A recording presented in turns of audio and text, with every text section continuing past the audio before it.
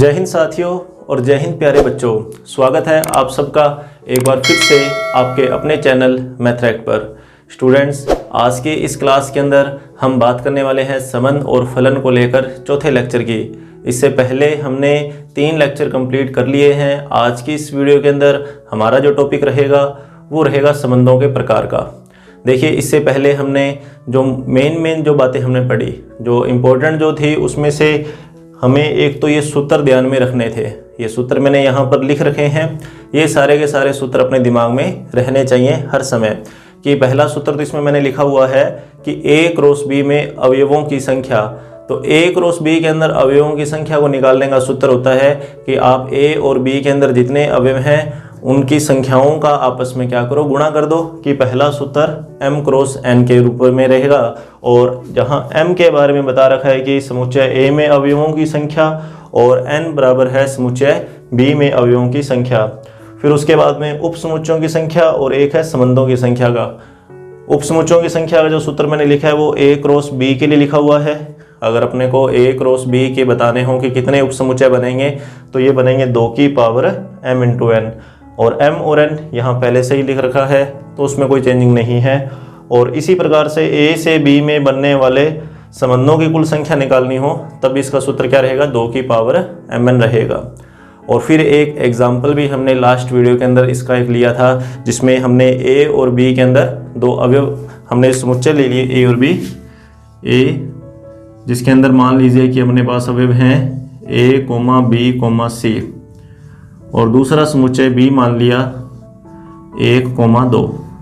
तो अगर अपने A क्रॉस B करते हैं, A क्रॉस B, तो A क्रॉस B में कुल अवयव, A क्रॉस B में कुल अवयव, तो इस सूत्र से निकल जाएगा कि 3 इंटू में 2 बराबर 6 आ जाएगा।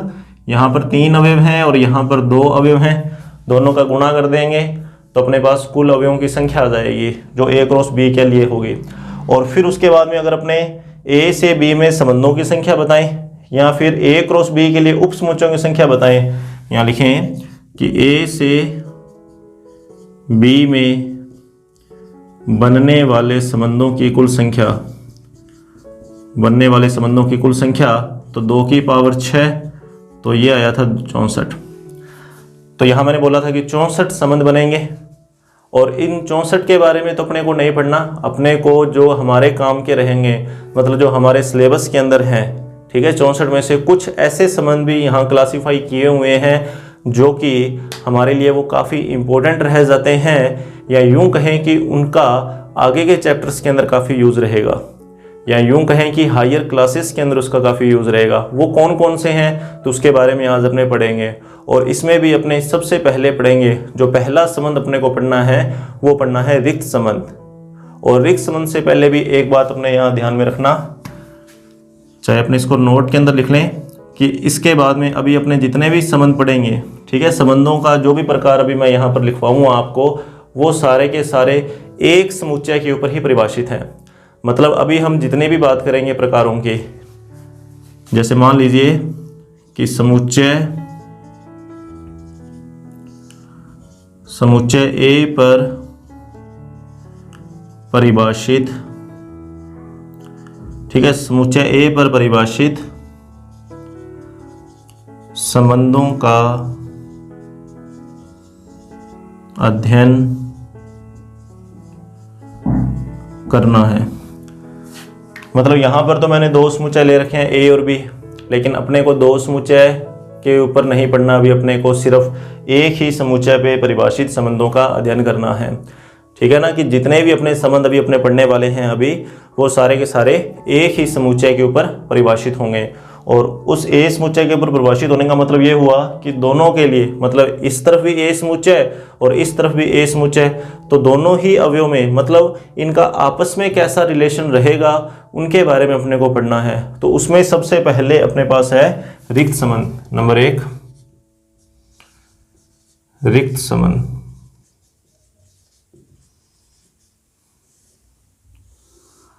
देखो, रिक्त संबंध कब परिभाषित होगा या किस स्थिति के अंदर बन सकता है, ठीक है। खाली मतलब संबंध बने ही ना रही, इसका मतलब ऐसे तो हुआ कि संबंध खाली रह गया, या यूं कहें कि A क्रॉस B में से ऐसा कोई भी अवयव नहीं था जिसने दिए हुए नियम का पालन किया।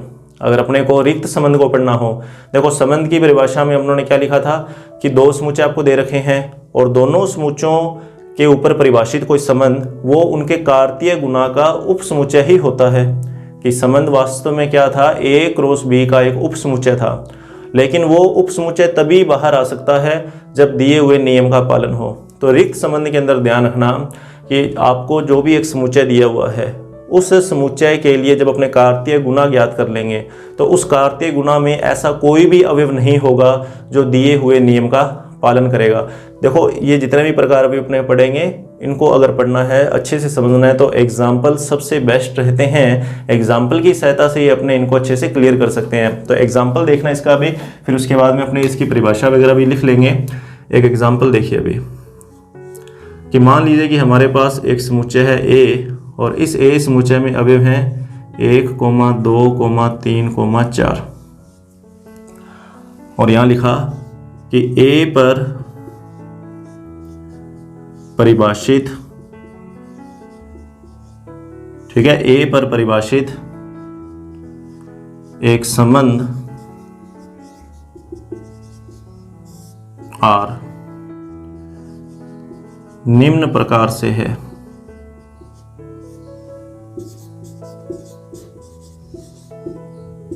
देखो R अपने को दिया हुआ है और संबंध जो अपने को मिलेगा ना, जो संबंध अपने को परिभाषित करके यहाँ पर दिया जाएगा वो समुच्चय निर्माण रूप में दिया जाएगा।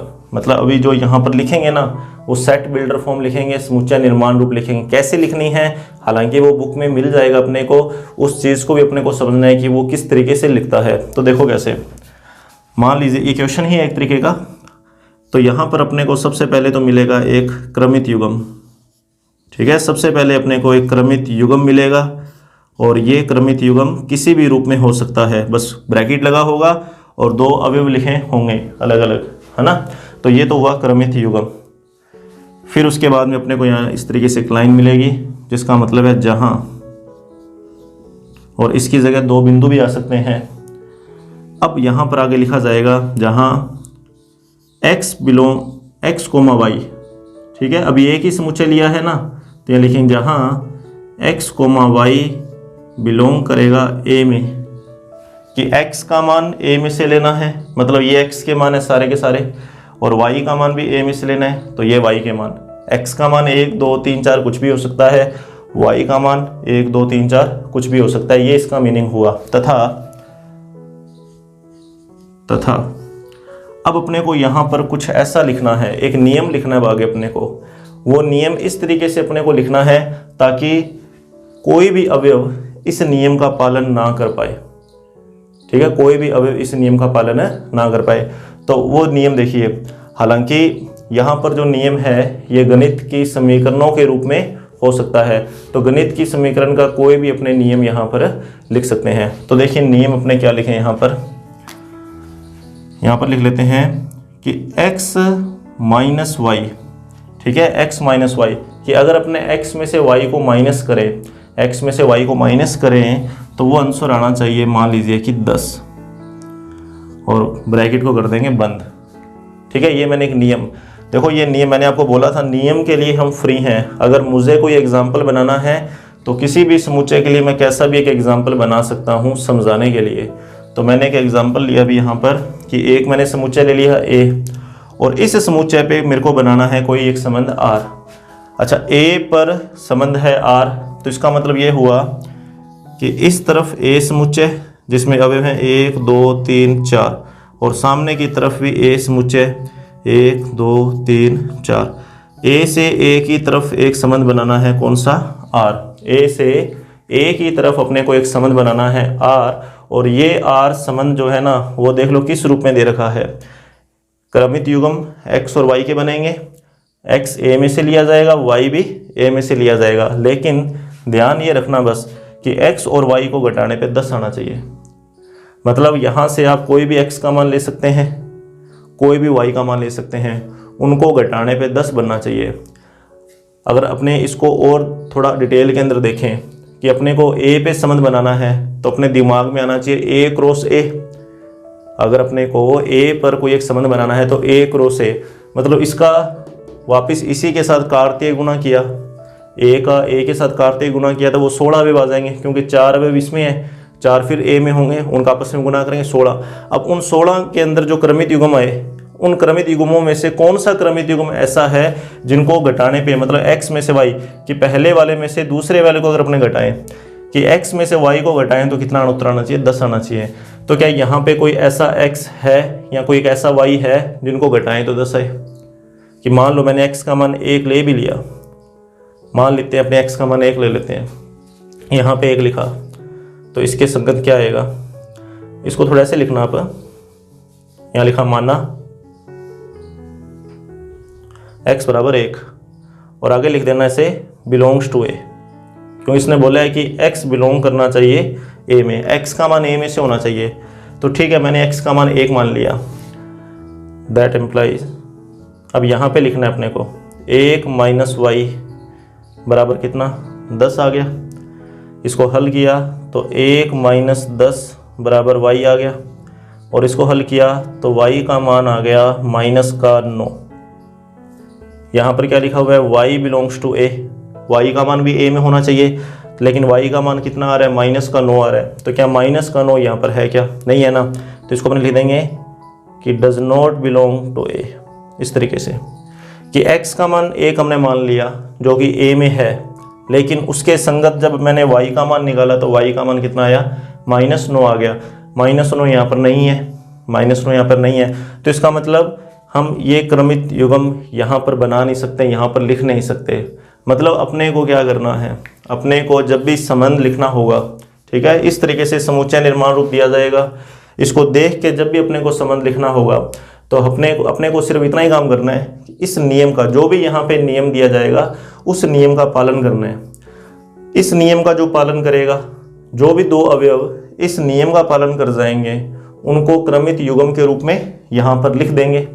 लेकिन अगर वो पालन नहीं करते तो अपने यहाँ पर कुछ भी नहीं लिख पाएंगे। तो देखो यहाँ लिखेंगे कि r बराबर, इस तरीके से यहाँ पर खाली कुछ भी नहीं लिखना अपने को, ठीक है। इसका जो रिजल्ट है, मतलब कोई अपने से ये पूछे कि इसके लिए r का मान क्या होगा, तो इस क्वेश्चन के लिए r का मान खाली रह जाएगा। कारण क्यों, कारण इसलिए खाली रहने का कि x और y का ऐसा कोई भी मुझे पेयर नहीं मिला, x और y का ऐसा कोई भी पेयर नहीं मिला जिनको घटाने में क्या आता हो, 10 आता हो, या फिर नियम का पालन करता हो ऐसा x और y, ऐसा y हमें नहीं मिला।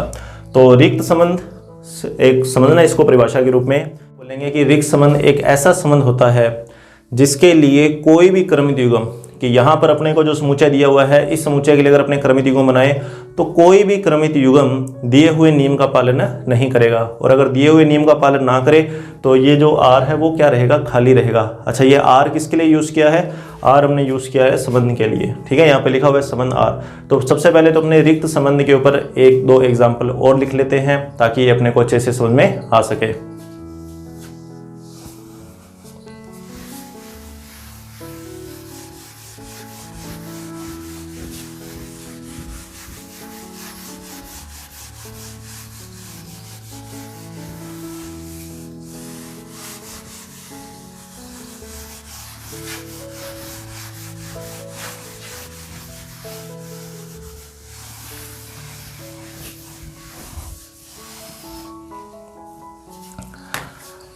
तो देखिए एग्जाम्पल एक और, ए अपने को समुच्चय दिया हुआ है, मान लीजिए 2,4,6,8, ठीक है। और फिर इसके बाद में यहाँ लिखेंगे अपने कि ए पर परिभाषित एक संबंध R निम्न प्रकार से है।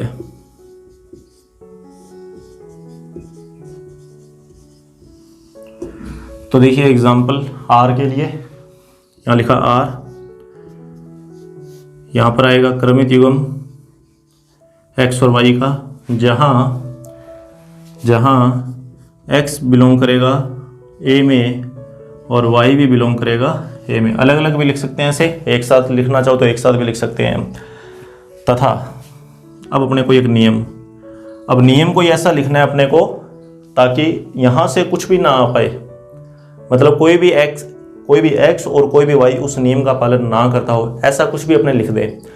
तो अपने इसमें लिखें जैसे y बराबर x की पावर 4। ठीक है, ये हमने नियम बना लिया एक अपने हिसाब से। नियम के मामले में फ्री है, नियम कितने भी बन सकते हैं। ठीक है, तो नियम के ऊपर कोई भी बाउंडेशन नहीं होती, डिपेंड करता है कि संबंध कैसा आएगा। तो देखो क्या बोला इसने, संबंध बनाना है r, लेकिन उस r में क्या आएगा, क्रमित युग्म आएगा। किसका क्रमित युग्म आएगा, x और y का आएगा क्रमित युग्म। x किस में बिलोंग करेगा, a में, y किस में बिलोंग करेगा, a में। नियम ये रहा, बिलोंग करेगा, क्रमित युग्म बनेगा r के अंदर लिखने के लिए जब ये नियम बन जाए अपने पास कि ये नियम का पालन हो जाए, मतलब तो y बराबर x की पावर 4। तो यानी कि अपने माना x बराबर 2, मैंने सबसे पहले स्टार्ट किया 2 से और आगे मैं लिख दूंगा ऐसे बिलोंग्स टू a, क्यों इसने बोला है कि x बिलोंग्स टू a, तो मैंने मान लिया x बराबर 2। ठीक है, दैट एम्प्लाइज y बराबर 2 की पावर 4। यहाँ से y बराबर कितना आ जाएगा, 2 की पावर 4। तो हल किया तो y बराबर आ गया कितना, 16। लेकिन जब इसने बोला यहाँ पर कि y बिलोंग्स टू होना चाहिए a, तब तो ये गलत हो गया। यहाँ लिख देंगे बिलोंग नहीं करता a में। a में 2 है, 4 है, 6 है, 8 है, 16 तो नहीं है ना, तो ये गलत हो गया। तो इसका मतलब ये हुआ, अब देखना यहाँ से एक चीज़ समझने वाली है, इसका मतलब ये हुआ कि 2, ठीक है 2 लिखा, r लगाया इसे, इसको काट देना, फिर आगे लिख देना 16। मतलब इस r में ये नहीं आ सकता। यहां से तो चलो अपने को पता लग रहा है कि 2 का संबंध 16 के साथ है, लेकिन यहां इन नियमों का पालन नहीं हो रहा जो यहां पर दिया हुआ है, इन तथ्यों का पालन नहीं हो रहा कि x belongs to a, y belongs to a और इस नियम का पालन, ये तीनों एक साथ सत्य होंगे ना, तब यहां पर आएगा अवयव कि 2,16 यहां पर अपने कब लिखेंगे, जब इन सब बातों का पालन हो जाएगा।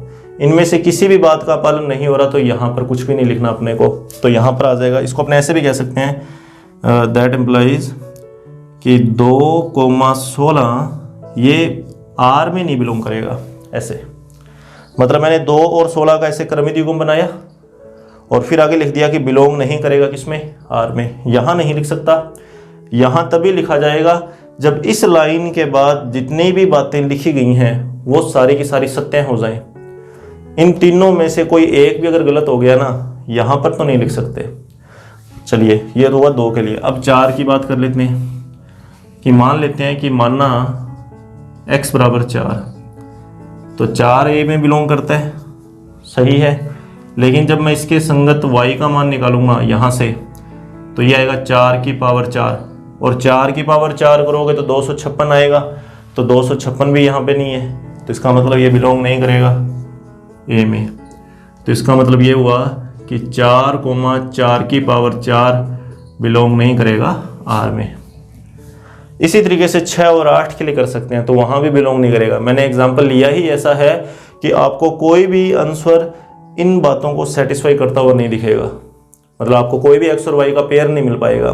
तो ऐसा जो संबंध है, ऐसे संबंध को अपने बोलते हैं रिक्त संबंध। मतलब अब अपने से कोई पूछे तो r बराबर आएगा क्या, मतलब ये बिंदु भी, ये अवयव r में नहीं है, ये वाला अवयव भी r में नहीं है, 6 के लिए जो आएगा वो भी r में नहीं आएगा, और 8 के लिए जो आएगा वो भी r में नहीं आएगा। तो r में आएगा क्या, तो r में तो कुछ भी नहीं आएगा, तो r बराबर आएगा इस तरीके से। तो ये अपना आंसर है, इसको बोला जाएगा रिक्त संबंध। ये क्या है, रिक्त संबंध। तो आप अपने हिसाब से एक एग्जाम्पल और नोटबुक में करके देखना, अपने कुछ भी बना सकते हो। यहाँ पे आप चाहो तो माइनस का या प्लस का कोई भी, जैसे मान लो एक अगर अपने एग्जाम्पल लिखना ही हो, अपने ऐसे करते हैं, यहाँ पर चेंज कर देते हैं। मान लो ऐसा आ जाए कि y प्लस एक्स बराबर 15, ठीक है, y प्लस एक्स बराबर 15 है। मतलब यहाँ से x और y को ऐसा बताओ जिनको जोड़ने पे 15 आता हो। मतलब 2 के लिए मान लो मैंने यहाँ पे 2 लिख दिया, x का मान 2 लिख दिया, तो y प्लस 2 बराबर 15, तो y बराबर कितना आएगा 13, तो 13 इसमें है ही नहीं। ठीक है, इसी प्रकार से मान लो x की जगह मैंने 4 लिख दिया, ये वाला 4, तो y बराबर 11 आ जाएगा, तो वो भी नहीं है 11 इसमें। समझ रहे हो ना इस चीज़ को? तो इस तरीके का नियम हो गया। ऐसे कितने मर्जी अपने नियम बना सकते हैं। ठीक है, तो नियम के मामले में अपने फ्री हैं, बस अपने को समझ में आना चाहिए कि रिक्त संबंध क्या होता है। तो रिक्त संबंध एक ऐसा संबंध होगा जो खाली रह जाएगा। खाली क्यों रह जाएगा? क्योंकि जो अपने को नियम दिया गया है, संबंध बनाने के लिए जो नियम दिया गया है, उस नियम का पालन नहीं हो रहा। उस नियम का पूरी तरह से मतलब कोई ना कोई कमी बच रही है, जिसके कारण उस नियम का पालन नहीं हुआ। तो ये तो हुआ रिक्त संबंध, कि जो संबंध बिल्कुल खाली होगा। अब यहाँ पर एक नोट लगा के अपने को बात ध्यान में रखनी है। कई बार अपने से ये पूछ सकते हैं, दो बातें हैं, समझना उन दोनों को। ठीक है, दोनों सूत्र है, उन सूत्रों को भी अपने को समझना है। सूत्र देखिए क्या होगा।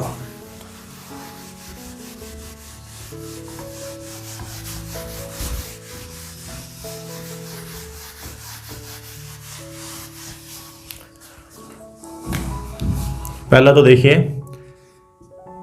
A में अवयवों की संख्या बराबर n माना। मैंने मान लिया कि A समूचा में कितने अवयव हैं? n अवयव हैं। ठीक है ना? तो A पर परिभाषित, ठीक है, A पर परिभाषित संबंधों की कुल संख्या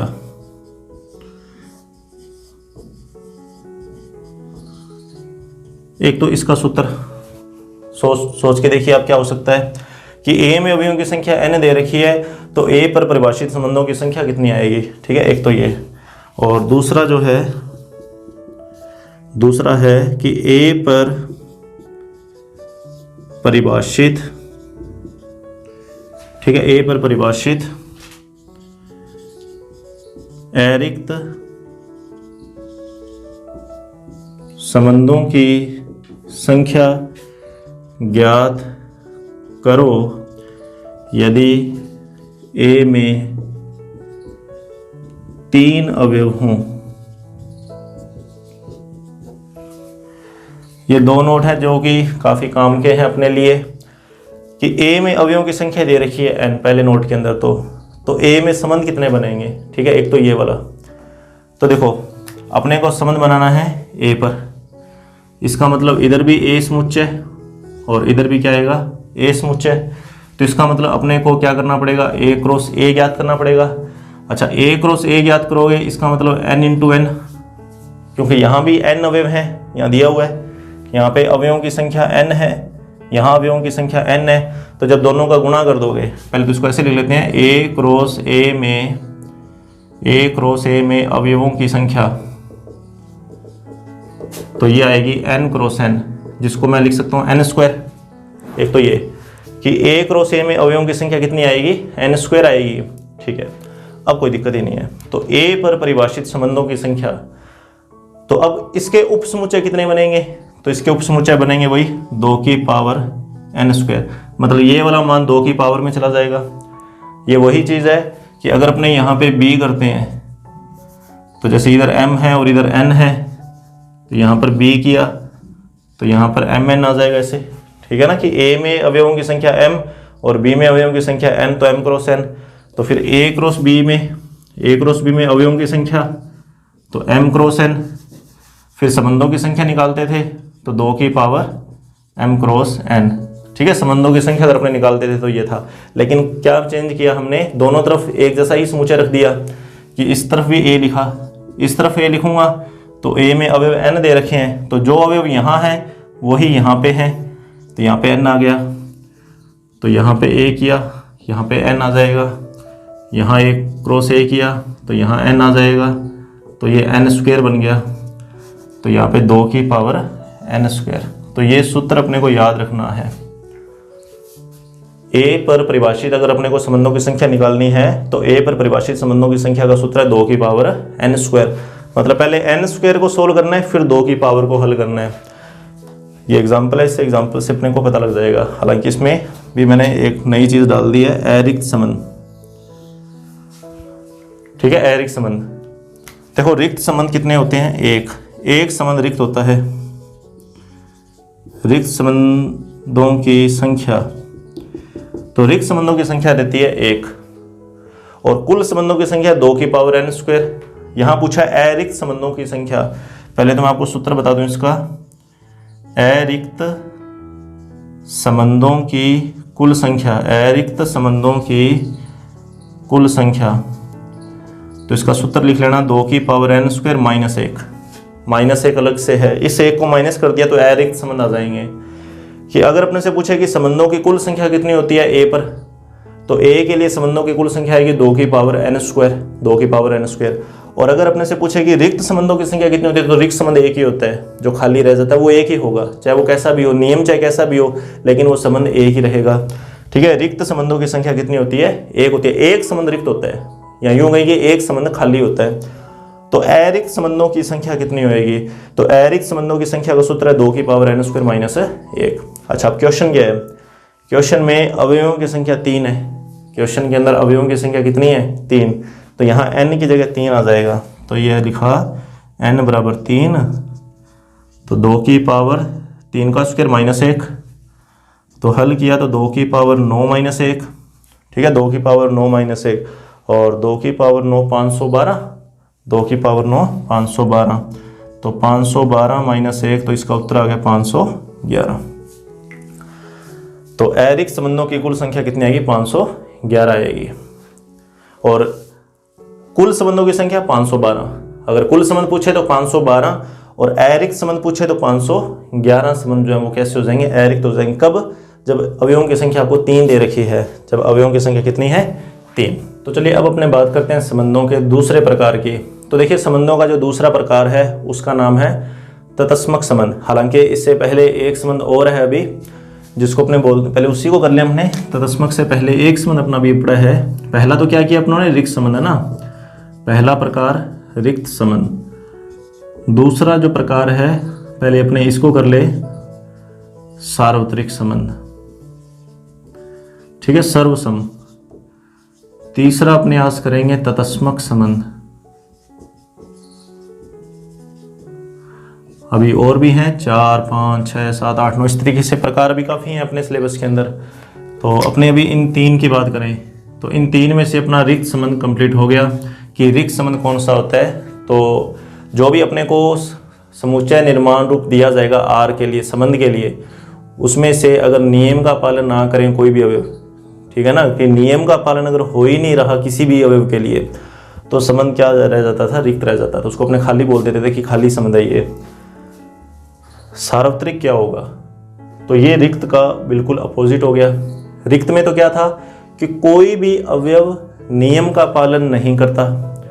ठीक है ना, एक भी अवयव ऐसा नहीं मिला जो नियम का पालन कर रहा हो, तो उसको तो अपनों ने रिक्त बोल दिया। कि एक भी अवयव ऐसा नहीं है कि अगर अपने को ए से ए में कोई एक संबंध बनाना है तो इस तरफ ऐसा कोई भी अवयव नहीं है जिसके लिए सामने कोई ना कोई अपने को अवयव मिल जाए, मतलब x और y का अपने को कोई भी मान मिल नहीं रहा, तो वो रिक्त हो गया। सार्वत्रिक में क्या होगा? बिल्कुल इसका अपोजिट है। अपोजिट का मतलब कि सारे के सारे अवयव, जितने भी अवयव आपको समुच्चय के अंदर दे रखे हैं, वो सारे के सारे दिए हुए नियम का पालन करेंगे। बात समझ में आ रही है? कि आपको जितने भी अवयव दे रखे हैं वो सारे के सारे, देखिए एग्जाम्पल से ही समझाऊंगा इसको भी। ठीक है, सार्वत्रिक संबंध को।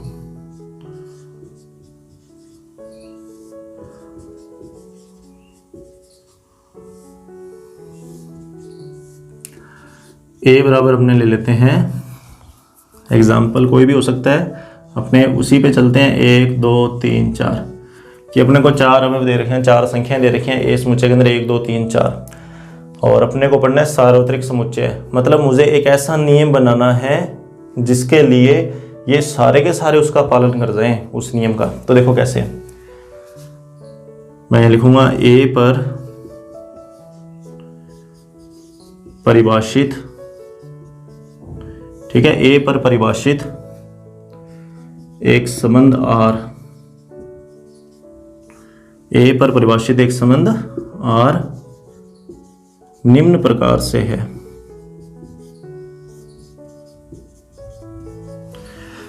तो देखना आर अपने क्या लिखेंगे, यहां पर तो वही क्रमित युग्म आएगा x, y आएगा तभी। अब आगे जो लिखूंगा ना उसका पालन अगर होता हो तो देखना, अब मुझे नियम को ऐसा बनाना है कि सारे के सारे पालन करें उसका।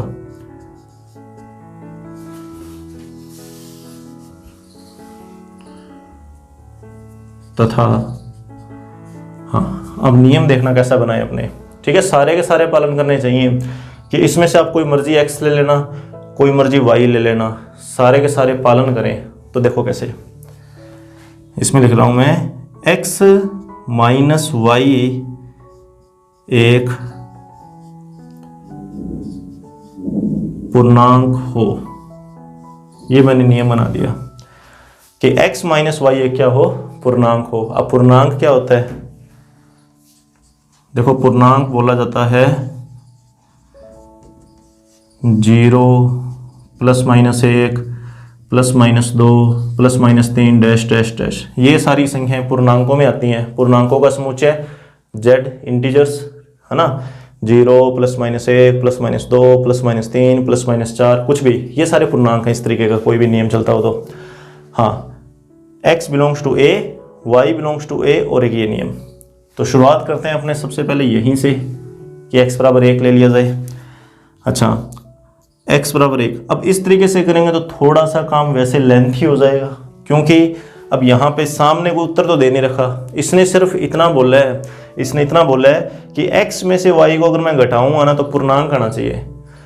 इसने ये नहीं बोला कि आना कितना चाहिए, इसने ये बोल दिया कि x में से y को घटाने पे पूर्णांक आना चाहिए। मतलब x में से y को घटाने पे 0 भी आ सकता है, x में से y को घटाने पे प्लस माइनस 1 भी आ सकता है, प्लस 1 आ सकता है, माइनस 1 आ सकता है, प्लस 2 आ सकता है, माइनस 2 आ सकता है, प्लस 3 आ सकता है, माइनस 3, कुछ भी आ सकता है। तो इसको देखो अपने कैसे लिखेंगे, यहां लिखेंगे हम जानते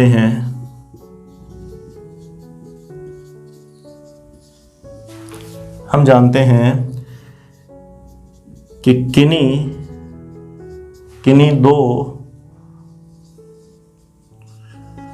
किन्हीं दो पूर्णांकों का अंतर भी पूर्णांक ही होता है। देखो 1 2 3 4 ये सारे के सारे इस पूर्णांक में है, 1 भी है, 2 भी है, 3 भी है, 4 भी आएगा, है ना, सारे आएंगे। तो इनमें से किसी मर्जी को ले लो आप, चाहे आप इन दोनों को ले लो, चाहे आप इन दोनों को ले लो, चाहे इन दोनों को ले लो, है ना। तो इनको जब घटाओगे तो घटाने पे जो उत्तर है वो भी इसी में से तो आएगा।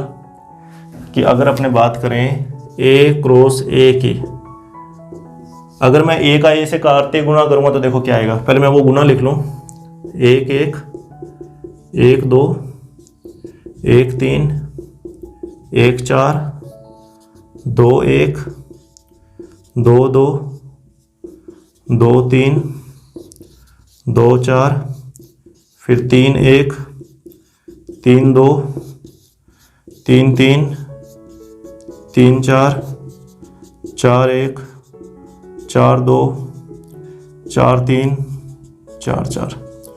ये a का a से जब काटते गुना करोगे तब ये रिजल्ट आएगा, ठीक है ना। a का a से अपने को जो संबंध बनाना है वो संबंध किस पे बनाना है, a पर।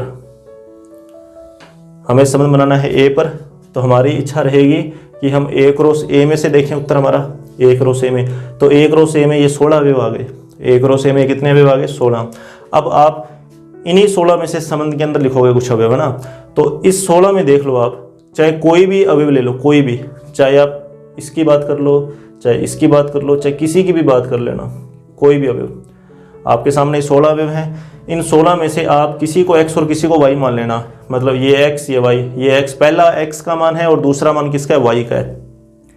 ये x का मान है, ये y का मान, ठीक है। ये x का मान, ये y का मान, ये x का मान, ये y का मान।